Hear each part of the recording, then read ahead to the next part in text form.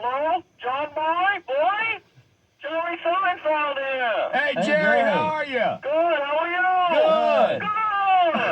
Good. Love the show. Watch it every week. Yeah. Well, thanks. Hey, you guys are all over the place now, too. Yeah, man. Got that radio network thing happening. How's that going? Good. Good. How do you travel a lot now? Well, every once in a while. Yeah, I don't like to travel. Is that right? Yeah, I'm just not a good packer, you know? Hey, let me ask you about something. A lot of products are named after famous people. You know, apparently they think the charisma of the celebrity will make the product appealing. Uh-huh. What I never understood, have you ever heard of Amelia Earhart luggage? Yeah. I don't understand this at all.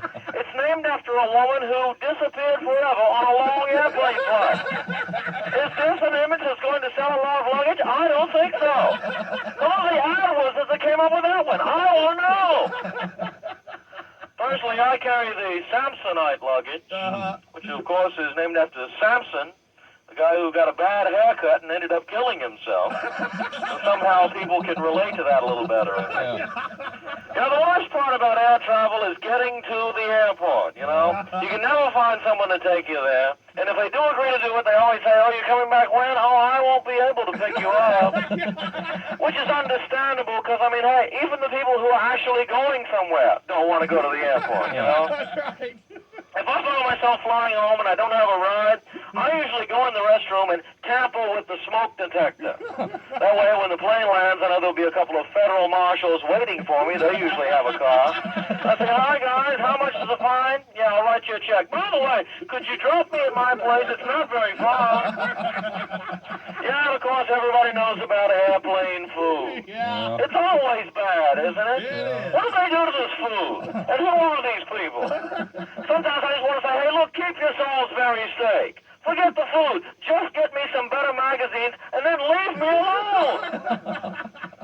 Did you ever notice when you have some packaged product on the plate as part of the airplane meal, it's always made by some company you never heard of before, you know? They don't give you Zesta saltines, they give you Kloppman's crackers. You know, it's never Chips Ahoy, it's Ed's cookies. See, my theory is these companies would like to be on the shelf at the grocery store, but when they do the blind taste test, the guy says, oh, gosh, this is terrible. It tastes like airplane food. And the PR guy in marketing panics and says, get USL on the phone, quick. You know, there are certain things on the airplane flight I think they could dispense with, like the seatbelt demonstration. Okay? We've all got it now, all right? If you've been on a plane, chances are you've been in, say, a car before. So the concept of the seatbelt is not exactly foreign to you, you know? I mean, if you don't know how to work a seatbelt, maybe you shouldn't be on an airplane to begin with. And I love the safety instruction card in the seat pocket in front of you. So they show the little guy opening the emergency exit. A woman comes by. He's holding her hand, helping her through the hall. In a real emergency, this guy would have his foot on the back of this woman's head within 3 seconds. And what's with this emergency slide? These people look like they're having a little bit too much fun exiting the aircraft. You know, it's like, whee, like they're at some amusement park. There's a guy standing on the wing wearing a hat. Who are these people? Oh, and here's one you hear a lot on a plane trip. No standing in the aisles, you know. Yeah. You start, oh, sir, could you take your seat? No standing in the aisles. It's a safety regulation. Yeah. And then 5 minutes later, they bring out the drink cart. It's a hard-edged metal box on wheels. It's full of hot coffee and glassware. It's so heavy it takes 2 people to roll it, and they block the aisle with it for the remainder of your trip. What is that all about?